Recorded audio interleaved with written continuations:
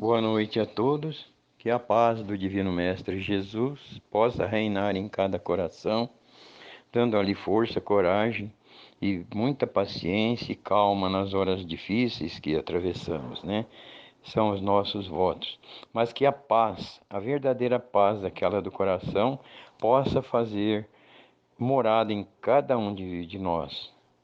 E vamos, na abertura esse evento, dessa palestra do Evangelho, que Jesus possa iluminar a mente de todos nós, para que possamos receber no nosso coração as palavras que foram ditas e ali alijar para sempre, fazendo parte da nossa vida, do nosso dia a dia, né? Para que nós possamos assim mudar cada vez mais em rumo ao bem, em rumo a nosso Mestre Jesus, fortalecidos e amparados por esta espiritualidade maior que está sempre nos ajudando, sempre está conosco. E que esta mesma espiritualidade possa acompanhar a nossa irmã na palestra da noite, para que todos nós possamos compreender, entender e alijar em nós a explanação do Evangelho do capítulo 4, né? Que a paz de Deus e de Jesus esteja conosco. Em meio a esse mundo tão materialista, cultivando ainda valores tão materialistas, eis que o Consolador prometido por Jesus, o Espiritismo, através da doutrina espírita, vem nos socorrer, vem nos ajudar a olhar para esse mundo, para esses valores, a olhar para nós mesmos na perspectiva de almas eternas que somos. Dentro da lição dessa noite, do capítulo 4 do Evangelho segundo o Espiritismo, ninguém pode ver o reino de Deus se não nascer de novo, eu gostaria de destacar uma frase, na verdade uma expressão, e fazê-la base para a nossa reflexão de hoje. Está lá no segundo parágrafo do item 22 e diz o seguinte: com a reencarnação, enfim, há solidariedade perpétua entre os encarnados e desencarnados, com o estreitamento dos laços afetivos. A expressão que eu queria chamar a atenção e destacar é solidariedade perpétua entre encarnados e desencarnados. Reencarnação é o tema central desse capítulo 4 e hoje, especificamente, nós vamos falar da reencarnação e os laços de família. Quando se constituem, quando cessam, será que eles cessam? Por que ele se constitui, qual a finalidade, quem estabelece, por que estabelece, enfim, vamos pensar um pouco nisso. O princípio da reencarnação, ela é a lente que a gente vai usar. É através dessa lente que a gente vai olhar para esse mundo, para essas relações que a gente vem estabelecendo na nossa vida atual. Para isso a gente recorre à Boa Nova, né, o livro de psicografia de Chico Xavier, ditado por Humberto de Campos. Lá no capítulo 14 tem uma lição que chama A Lição a Nicodemos. Humberto de Campos vai narrando aquele momento e ele descreve que Jesus, enquanto ele trazia e explicava as novas formas de olhar a vida, os fariseus da época, os homens da lei, estudiosos da lei de Moisés, começaram a tomar mais cuidado com o que eles comentavam, o que eles conversavam, eles estavam cuidadosos com isso. Apesar disso, Jesus nunca se absteve, ele sempre continuava compartilhando os ensinamentos. E ele e os ensinamentos dele era assunto por todos os lados. Todo mundo falava de Jesus, todo mundo falava das novas lições, dos novos ensinamentos. Os fariseus ficavam um tanto quanto incomodados, né? Desconfortados, né? Com a postura do mestre. Mas, por outro lado, os populares, nossa, esses aí, viam sentido. Eles se sentiam contemplados, envolvidos, eles se sentiam capazes de se aproximarem de Deus. Era a oportunidade que eles tinham de também se aproximar e agradar a Deus com os ensinamentos de Jesus. Jesus não se corrompia e nem corrompia os seus ensinamentos com os valores da época. Ele era muito generoso com os pecadores, mas não com o pecado. Sempre apontava, sempre apontava os equívocos que precisavam ser revistos, que precisavam ser repensados. Naquela Jerusalém, na Jerusalém daquela época, segundo Humberto de Campos, tinha gente de todo mundo, de todas as posições sociais. Todo mundo discutia e falava das novas e das antigas ideias acerca das verdades das leis de Deus. E em meio a essas pessoas, muitos eram bem próximos a Jesus. Eles se interessavam pelos seus ensinamentos e queriam aprender cada vez mais. Outras, quer dizer, entre essas pessoas tinha Nicodemos. Nicodemos era um doutor da lei, era um fariseu que se dedicava a estudar as leis de Moisés, as leis trazidas por Moisés, né? Nicodemos era um homem de coração bom, de inteligência apurada, sensível ao ponto de reconhecer em Jesus a grandeza, a divindade. Ele reconhecia que Jesus não era qualquer pessoa. Até que um dia, Nicodemos se curva, passa por cima dos valores, da intelectualidade dele e vai até Jesus. Humildemente, ele se refere a Jesus como um mestre e ele explica: Jesus, eu venho me dedicando a estudar a lei, fiz minha vida isso, fiz durante toda a minha vida isso, estudar as leis, mas eu preciso saber e eu sei que o senhor tem condição de me falar. O que eu tenho que abrir mão? O que eu tenho que fazer para conhecer o reino de Deus? Jesus olha para ele e fala assim: não adianta só saber a lei, é preciso senti-la, é preciso que você sinta. É como se Jesus dissesse: é preciso que você dê lugar à lei dentro do seu coração. É preciso que ela saia do papel e venha para dentro de você. Porque quando a lei faz sentido, é sentida, não tem mais espaço para valores antigos, não tem mais espaço para sentimentos antigos. E aí você começa a agir de acordo com sentimentos novos. E aí as suas atitudes e as suas relações vão sendo renovadas, porque a base começa a ser outra. E naturalmente, o crescimento acontece. Era isso que Jesus queria dizer. Mas Jesus completa, ainda fala assim, ó. Em verdade, devo dizer-te, ninguém conhecerá o reino de Deus sem nascer de novo. Ai, ai, ai. Aí complica, porque Nicodemos fica incomodado, assim, ele fica surpreendido, né? Ele fala, mas Jesus, o que eu tenho que fazer? Eu tenho que voltar pro reino da minha mãe? Como é que é isso?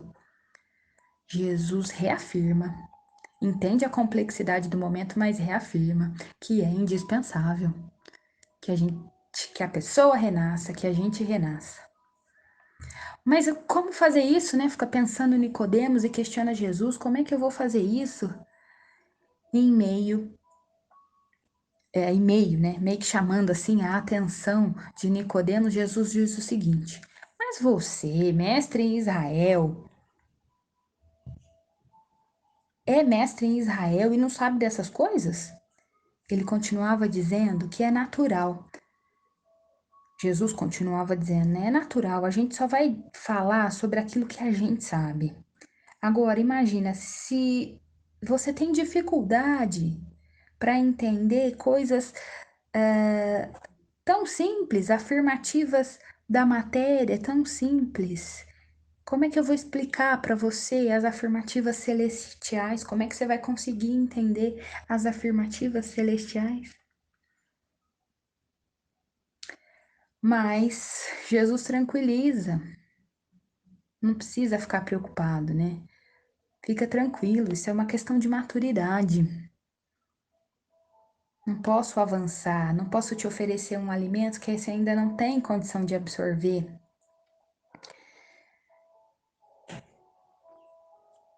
O Nicodemos fica extremamente confuso. Fica muito confuso no final da conversa, né? E ele se retira, vai embora. É interessante isso, porque eu fico pensando quantas vezes a gente pegou um livro, começou a ler e leu umas páginas e aí não deu conta. Aí a gente pega, fecha o livro, guarda lá. Às vezes mais tarde, anos depois, a gente retoma, às vezes não. Às vezes não dá conta mesmo, né? Não consegue, reconhece que não dá conta e não volta. Quantas pessoas que a gente conhece que procura a doutrina espírita, começa a estudar, começa a ver, de repente vai se dando conta, não tô entendendo, isso para mim não faz sentido. E aí desistem, né? E aí vão embora. Falta base, né? Falta maturidade, falta o alicerce, falta uma estrutura capaz de absorver, entender e aquilo fazer sentido e aquilo fazer morada dentro da gente. E tem problema? Isso é ruim? Isso é um defeito da alma, um defeito nosso? Não, claro que não. Tudo bem, nós estamos num processo, né? Tudo bem se a gente não dá conta ainda de entender certos conceitos, certos preceitos, tudo bem. Então, Humberto de Campos começa aí. Agora eu vou passar rapidamente, assim, porque eu gostaria de usar o tempo para um outro enfoque. Mas aí ele continua a história com os dois apóstolos, com os dois discípulos que estavam próximos a ele, que é Tiago e André. E eles também ficam intrigados, mas Jesus sentia que com os discípulos ele podia aprofundar um pouco mais. Então, quando eles perguntam, mas eu também não tô entendendo, o que que é isso? Tem que nascer de novo, né? E aí, Jesus, com muita naturalidade, diz para eles o seguinte: por que tamanha admiração em face dessas verdades? As árvores não renascem depois de podadas?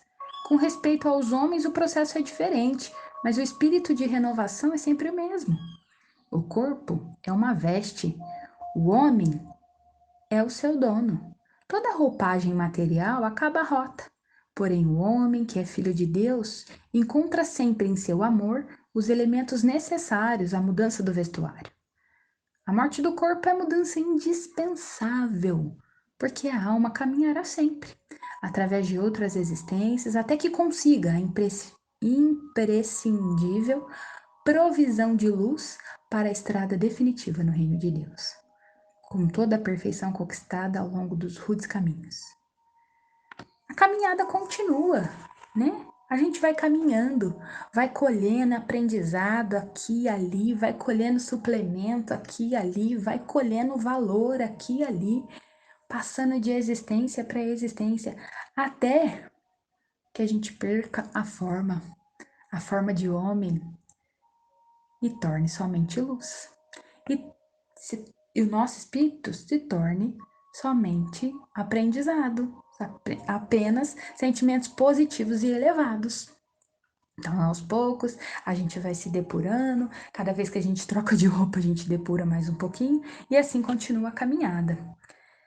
E aí eles ainda questionam, né? Mas peraí, então por que todo mundo não é igual, né? Tem o mesmo corpo? Por que uns são paralíticos, um falta uma perna, uns são mais bonitos, né? Por que isso? Aí ele fala assim, ó. Jesus explica mais ou menos assim. Cada um faz o que quer com a roupa que recebeu. Tem gente que rasga, tem gente que fura, né? Cada um faz o que quer. Nós podemos fazer escolhas.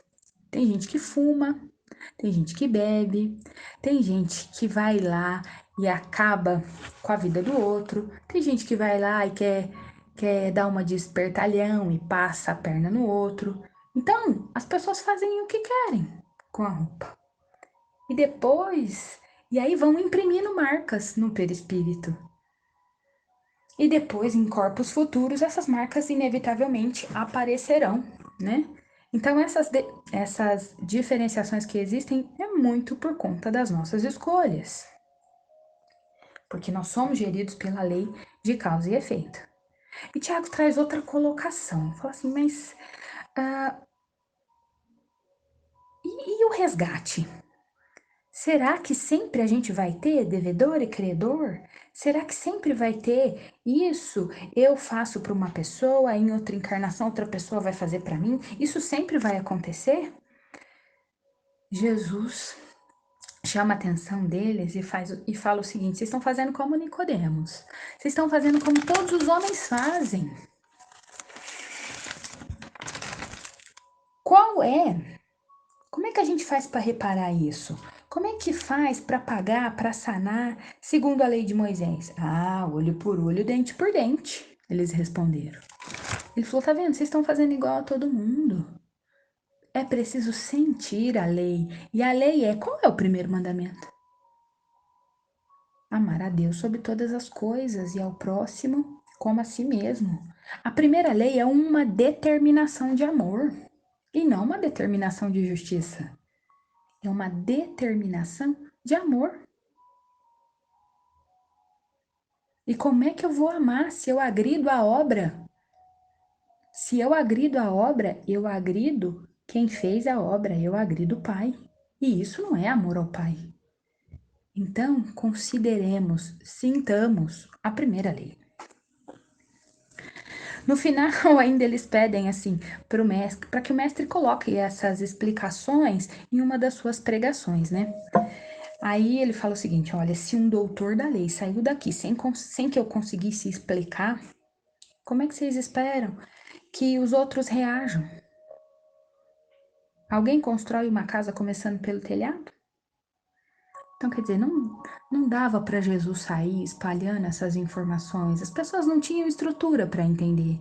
Aí Jesus ainda consola e fala assim, ó, além disso eu mandarei mais tarde o Consolador para esclarecer,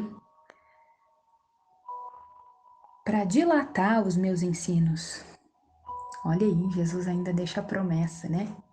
Fala de reencarnação e fala, ó, mais tarde eu esclareço melhor, mais tarde eu mando o Consolador prometido para explicar isso direitinho. E não é que mandou mesmo? Olha a gente aqui.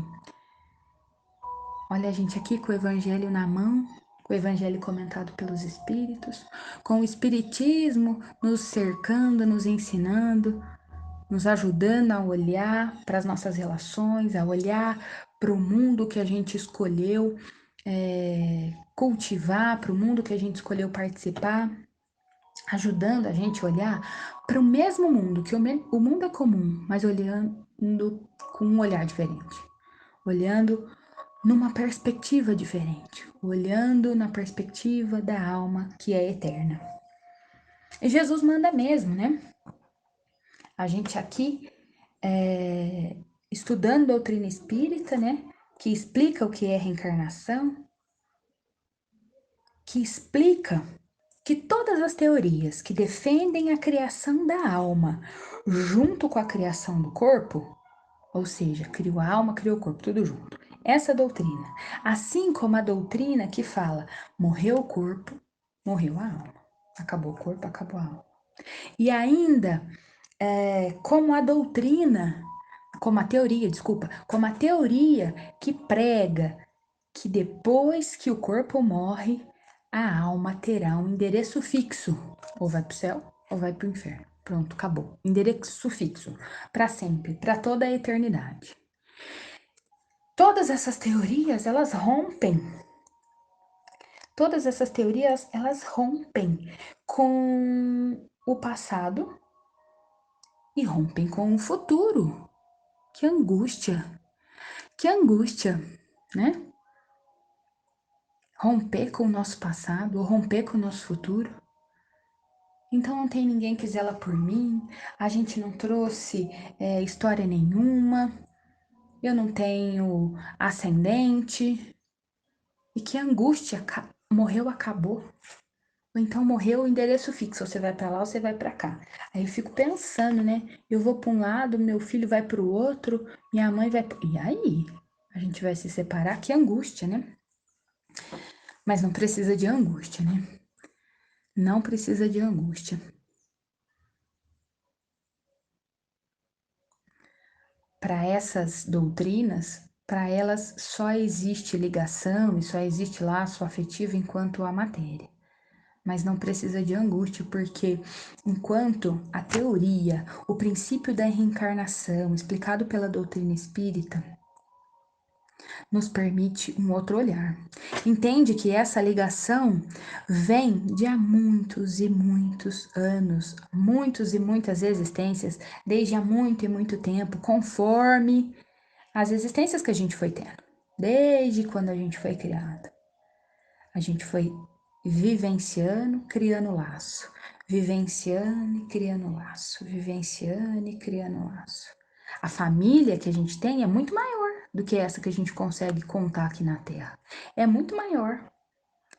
A doutrina explica ainda que quando a gente está ocupando um corpo, quando a nossa alma está ocupando um corpo, ou seja, encarnado, às vezes a gente se encontra com almas afins por aqui, com almas com as quais a gente já estabeleceu.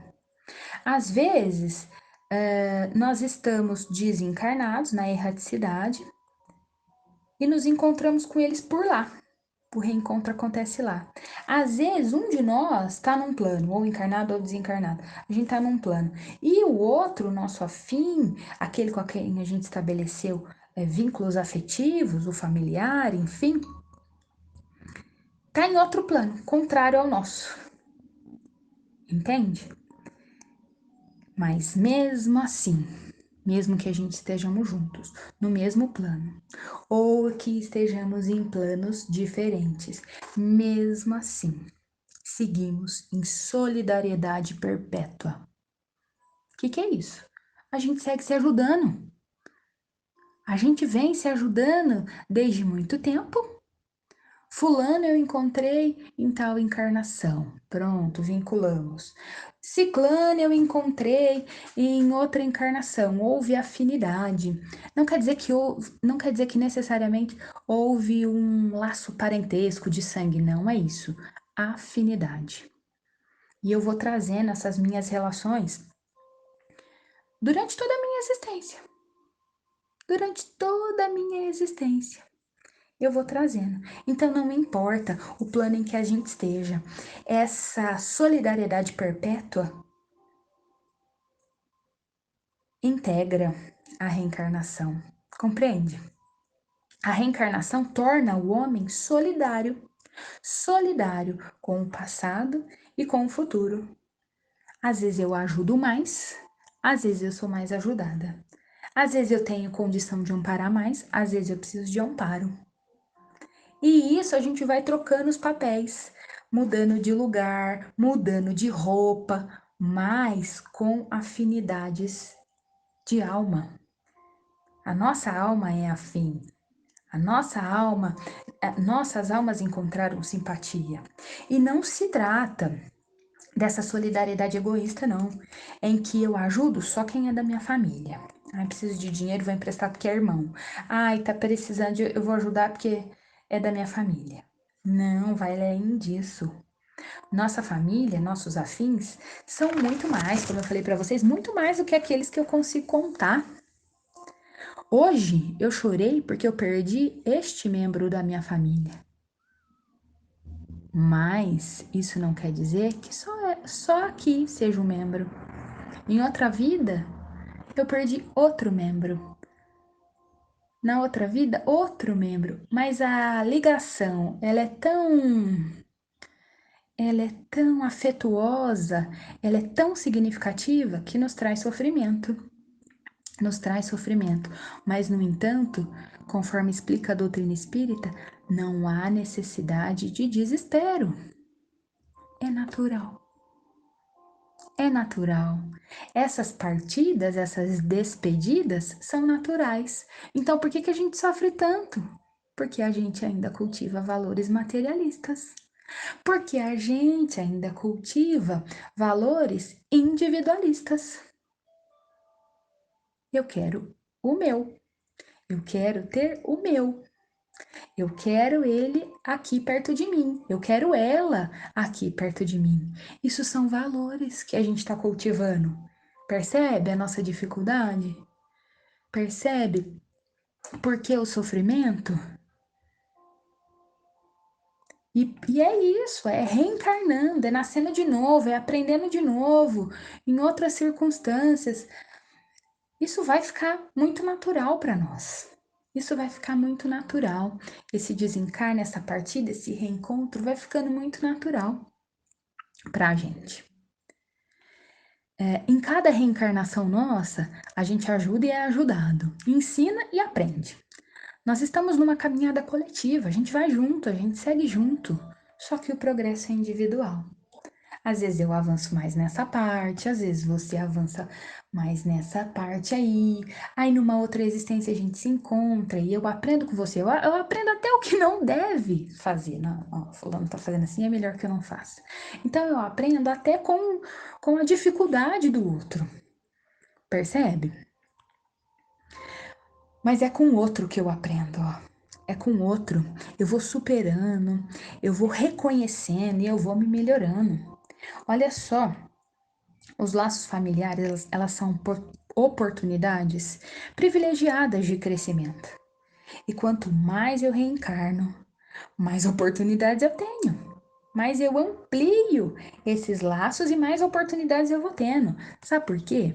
O Dr. Haroldo fala numa explanação dele, ele cita Kardec, ele diz que Kardec diz o seguinte, ó: família é o centro essencial dos nossos reflexos. Aí ele explica o seguinte: faça uma lista das pessoas que convivem com você. De um lado, você coloca as virtudes dela. Do outro lado, você coloca os defeitos dela. Soma. 70% daquilo ali é seu. 70% daqueles defeitos e daquelas virtudes são suas. Sabe por quê? São os laços afins.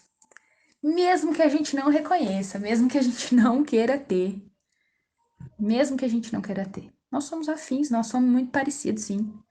Hoje não gosto daquela atitude da minha mãe. Daqui a um tempo você vai ver se tá fazendo igual. Ai, mas a atitude do meu filho, você pega o seu passado e você fala, pô, já fiz igual. Isso é afinidade, né? Enfim, nós vamos ampliando esses laços até a gente chegar à família universal, né? Até a gente todo mundo se entender e se enxergar como família universal, substituir esses valores, substituir é, essas verdades que a gente traz dentro da gente, né? Com Jesus, essa noite, eu espero que a gente tenha aprendido que esse processo de ir e vir é muito natural. É muito natural. E que a gente sofre, sofre sim. E que a gente chora, chora sim. Porque ainda a lei, os ensinamentos, eles estão ainda no papel, ainda não migraram para dentro de nós com tanta certeza, com tanta clareza, e ainda deixa a gente com dúvida, e ainda deixa a gente balançado e deixa a gente muito triste, enfim. Mas que a gente tenha claro que nós estamos juntos, encarnação atrás de encarnação, reencarnação atrás de encarnação, nós estamos juntos, aprendendo uns com os outros, melhorando uns com os outros. Se agora a gente não dá conta, tudo bem, absolutamente tudo bem. É um processo natural e a hora de cada um de nós vai chegar. A hora da gente entender, da gente encarar isso com naturalidade, vai chegar porque nós estamos em um processo. O importante é que a gente não desista de caminhar, porque a gente não tá sozinho. A gente não tá sozinho. Jesus comanda o nosso planeta. Deus permitiu a nossa estada aqui. Deus permitiu isso. E uma coisa a mais para essa noite, para que vocês guardem no coração de vocês. Uma família inteirinha lá no plano espiritual zela por você, zela por mim, zela por você. Apesar da gente não lembrar do nome deles, apesar da gente não lembrar da fisionomia deles e nem que tipo de relação a gente teve, eles zelam por nós. Estão torcendo pelo sucesso na nossa caminhada, pelo sucesso no nosso dia a dia. Viu? Nós não estamos sozinhos, graças a Deus. E é muito bom saber disso, graças à doutrina espírita que nos apresenta a teoria da reencarnação. Muito obrigada, me perdoe o tempo que já vai avançando, mas eu precisava muito concluir esse pensamento com vocês. Que Jesus os abençoe, os proteja, hoje, amanhã e sempre. Que assim seja. Que assim seja. Que assim seja. Que assim seja.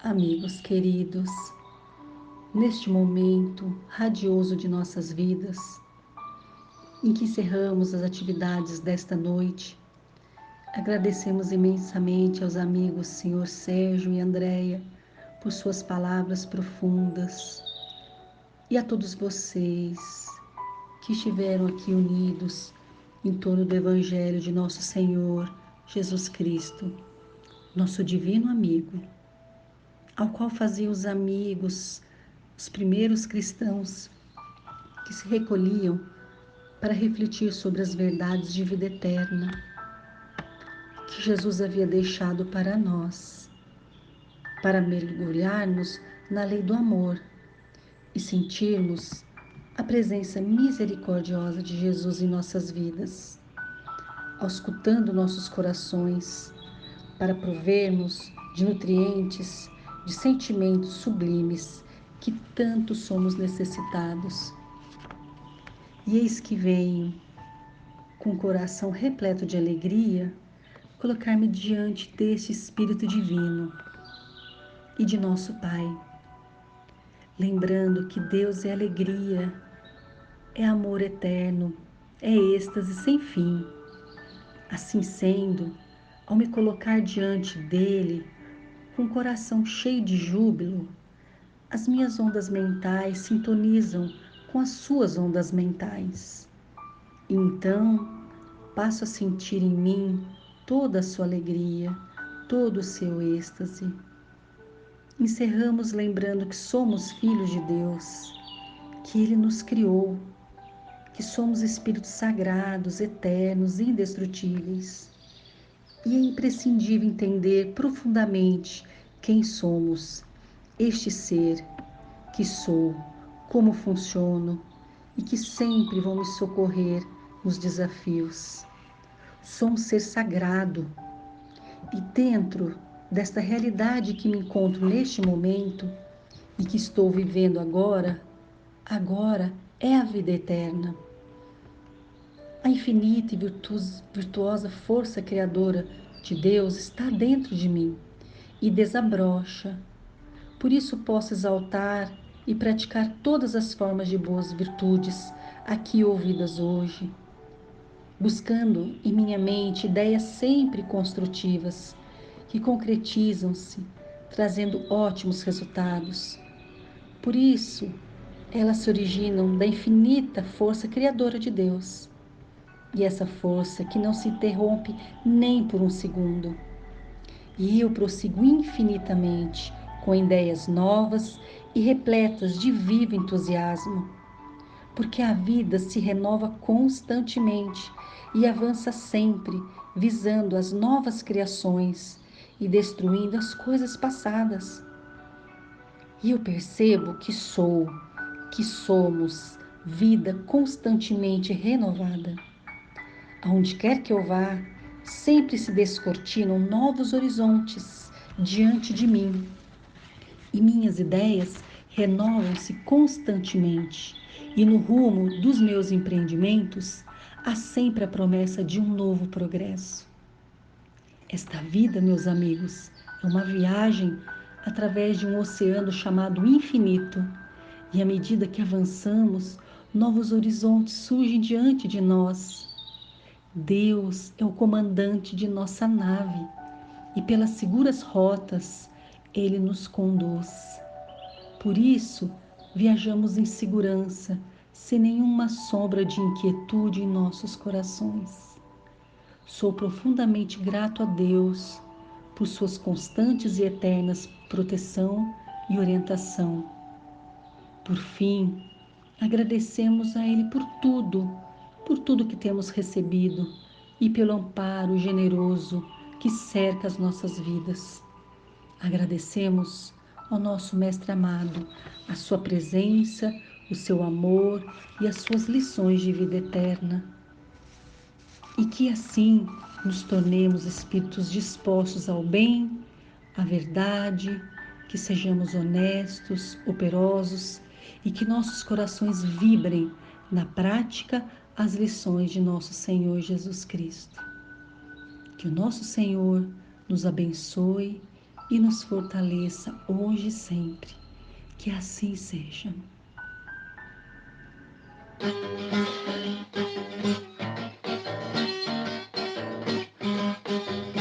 Não pode a humanidade condenar o samba jogando profano, porque a música é a maior expressão do sentimento humano. Não é a melodia que incentiva a maldade ou a corrupção. Em samba ou sinfonia mostra o cantador tua evolução, ensinando criança, contando historinha para conhecer Jesus.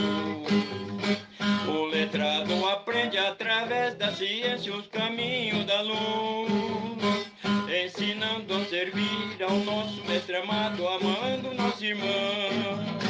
E ao malandro velho se ensina evangelho com samba canção, ensinando criança, contando historinha para conhecer Jesus.